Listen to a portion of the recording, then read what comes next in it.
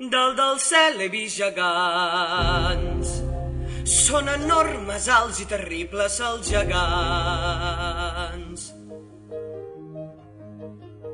He mirat a baix des de l'infinit. Quan estàs a dalt tot es veu petit. I he pensat que els humans són com un mosquit que quasi no se'ns veu.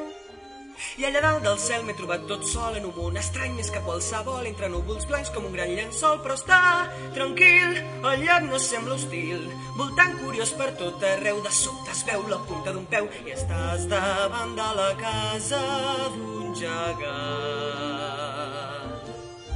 I veus l'horrible geganta que és el pati escombrat.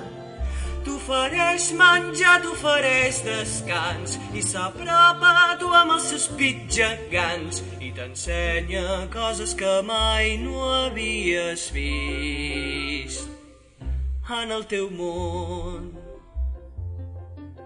Estimar algú tan gran no és pas senzill. Com podrà un mamut estimar un conill? Però em va dir: tu tranquil, no hi ha cap perill que arribi el meu marit. Però va arribar i ens va descobrir. Jo vaig pensar: fot el camp d'aquí, que un gegant enfadat és molt perillós. No el convenceràs, és millor tocar el dos. I amb l'ai o el cor li prens una bossa d'or i te'n vas corrents mongetera avall. Fins que veus la terra amb tot detall i veus la mare que espera impacient. I reconeixes les teves coses perfectament.